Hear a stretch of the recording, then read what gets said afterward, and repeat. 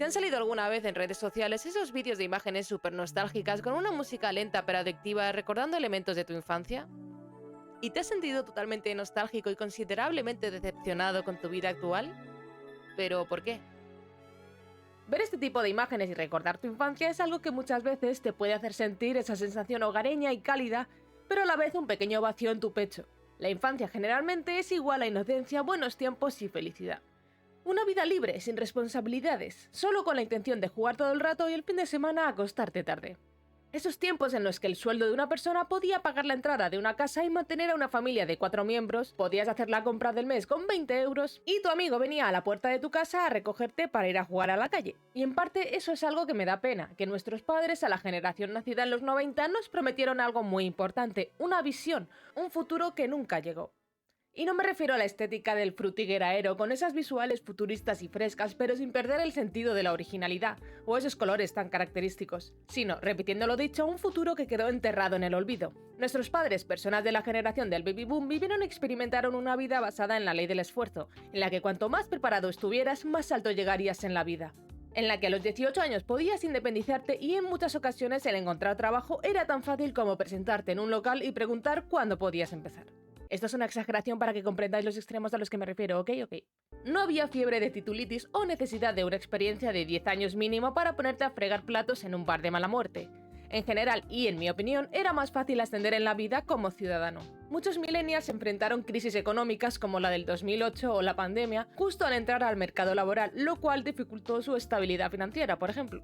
En contraste, su infancia, especialmente los de la clase media de los 90, suele asociarse más a una época de mayor optimismo económico y de consumo, como los juguetes, dibujos animados, música pop, etc.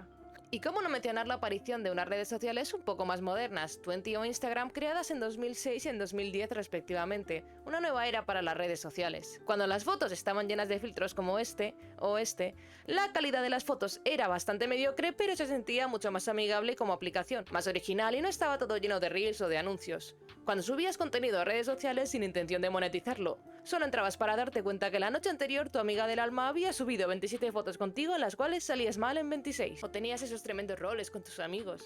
Dios, qué recuerdo. Dejando ya un poco más atrás a Messenger, que dejó de funcionar en el 2013 al ser absorbido por Skype, y como dato este mismo año Skype ha cerrado definitivamente. Hasta siempre Messenger. Y volviendo al tema de rolear, no es que fuera lo más común, ya que en esta época ser friki era algo despectivo, algo que podían y usaban como insulto en según qué comunidades. El ver anime o leer mangas o cómics no estaba muy bien visto, eras el otaku de turno y te miraban mal. En contraste con la actualidad, algo que parece que desde hace unos años se ha normalizado e incluso está de moda. Me alegro de que al menos en este aspecto haya menos prejuicios respecto a este tema, porque me parece una santa gilipollez. De hecho, si te das cuenta, ha subido el estreno de remakes de animes antiguos y nuevas entregas. Tampoco puedo dejar de lado la magia de la edad dorada de YouTube. Te dejo un vídeo por aquí que hice hace unas semanas al respecto. También la popularidad de los blogs, con esas plantillas super 2000eras y coloridas, cada uno tenía su propia personalidad. Era tu pequeño rinconcito de internet, donde escribías tu diario, artículos sobre literalmente cualquier cosa, desde videojuegos, música o cualquier forma de entretenimiento, u opiniones.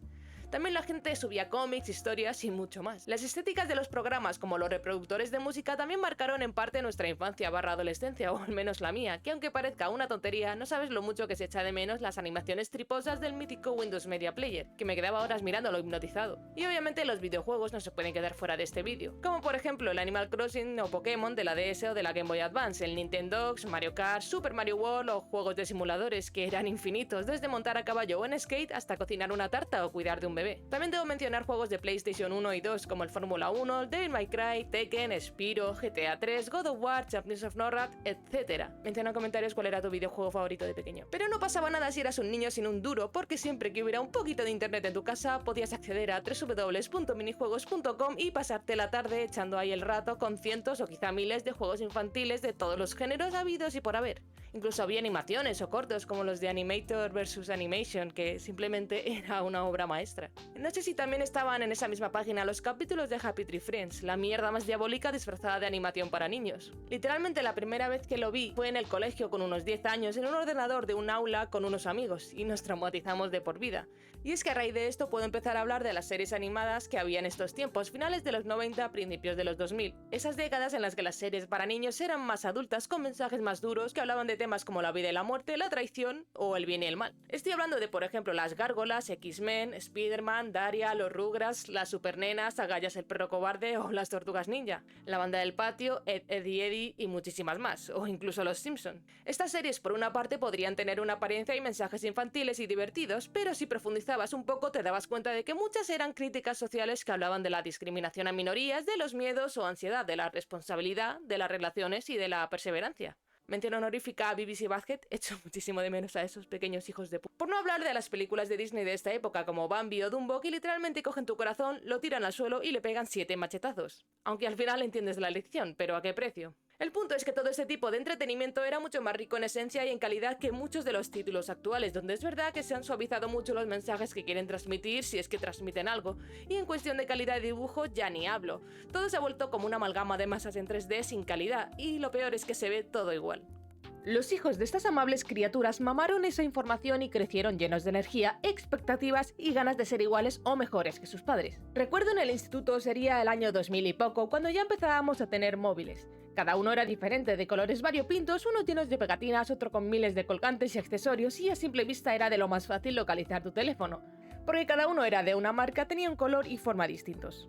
Tener móvil era casi como tener un accesorio más, era una marca de identidad más que una herramienta, la cual tenías llamadas o los míticos SMS o MMS, los que costaban algún céntimo más de tu saldo ya que era para enviar multimedia, vídeos y fotos. Pero no pasaba nada porque cuando se te acababa el saldo siempre podías ir a tu bazar de cabecera y pedirle al amable dependiente que te cargara los 5 euros de saldo a tu teléfono no inteligente. Y cómo no hablar de todos los juguetes, muñecos, robots, animales robotizados que salían en los anuncios de la tele o el mítico Tamagotchi, o esos juguetitos con 2 botones en los que tenías que encestar los aros. Cuando los niños aún tenían infancia con productos de calidad, juguetes interactivos y que desarrollaban la creatividad e imaginación de los niños.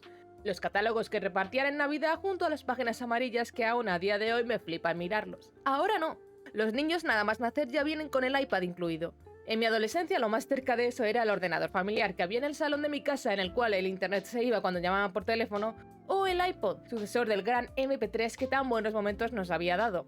Era icónico, lo más novedoso en cuanto a tecnología, y se las ingeniaron para hacer una obra de arte con ese rosco blanco tan majestuoso. Ahora parece que los juguetes hayan desaparecido, me salen anuncios de literalmente cualquier cosa menos de eso. ¿Dónde quedaron el cuentacuentos, las Polly Pocket, las mascotas robóticas, el mítico Baby Born, o yo qué sé, los álbumes de pegatinas o los putos gogos? Actualmente nada más nacer un niño ya le están exponiendo a pantallas desde el minuto 1, les empiezan a sobreestimular el cerebro con apenas días de vida simplemente para que no den por culo. Por otro lado, los millennials vivieron una transición de infancia analógica, como juegos al aire libre, yo qué sé, o la televisión, CDs, a una vida adulta digital, con redes sociales y smartphones. Y la rapidez de este cambio hace que extrañemos la simplicidad de nuestra niñez, donde las interacciones eran mucho más presenciales y todo era como más fácil, básico. Y es que no es solo uno, son todos son iguales. Luego crecen un poco y todos visten igual, tienen el mismo modelo de iPhone, el mismo peinado y hasta escuchan la misma música solo para aparentar ser más guay. Claramente estoy generalizando, no digo que todo el mundo sea así, pero ya me entendéis. Y no te digo que hace 15 años fuera totalmente distinto. O sí. Siempre ha habido el moderno de turno sin personalidad, pero yo siento en mis entrañas que antes la gente, los jóvenes, se esforzaban más por encontrar su propio estilo, como la aparición de las tribus urbanas o la cantidad de cantantes diferentes de Britney Spears hasta Tokyo Hotel, por ejemplo, o las Tattoo que marcaron mi adolescencia. Las variedades que había en cuanto a moda, ropa, accesorios, estilos de vida.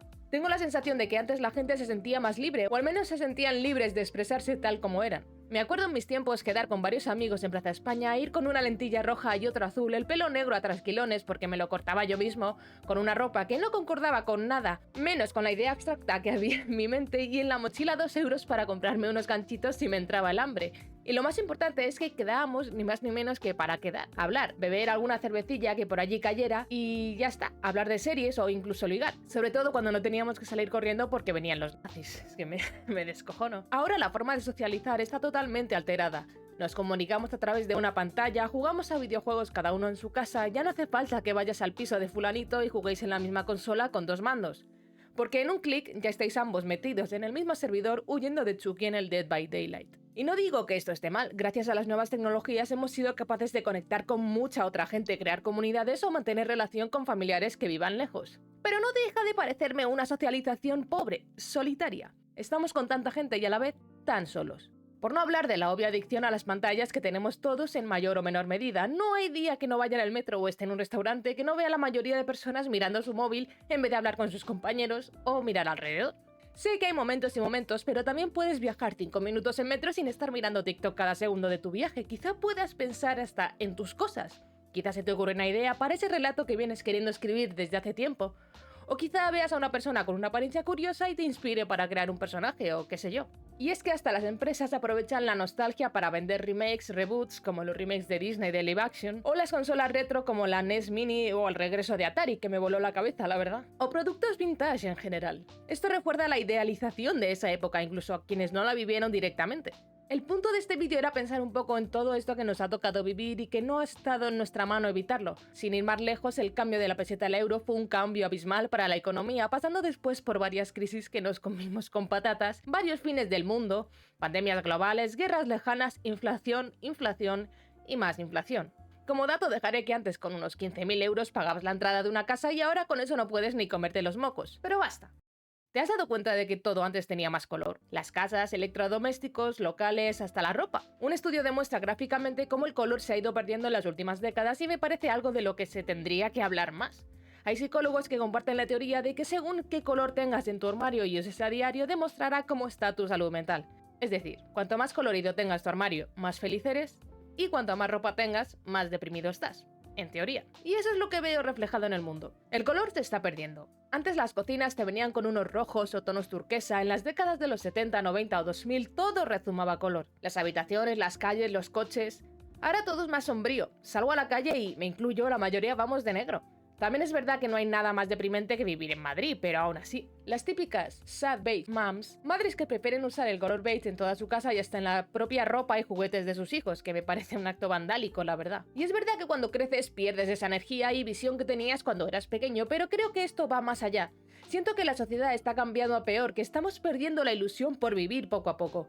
Las altas esferas nos drenan y luego nos culpan de no hacer suficiente. Creo que de alguna manera estamos pasando por algún tipo de depresión social y por eso tenemos este sentimiento de nostalgia cuando miramos atrás. Pero tampoco quiero ser pesimista. Prefiero pensar que siempre va a haber, aunque sea escondido, en el fondo alguna persona fiel a sí misma que te saque una sonrisa genuina, y creo que cada vez somos más personas que tratamos de volver a esa genuidad. Que tratamos de recuperar el color en nuestro día a día haciendo pequeños gestos, cosas que nos apasionen, volver la mirada al pasado y recuperar ese niño interior que estaba tan olvidado. Personas que extrañan no solo su infancia, sino un mundo que perciben como más estable, tangible y optimista. La nostalgia en este caso es tanto un consuelo como una forma de resistirse a un presente incierto. En fin, espero que te haya gustado este vídeo, sígueme para más, un besito. Me ahogo.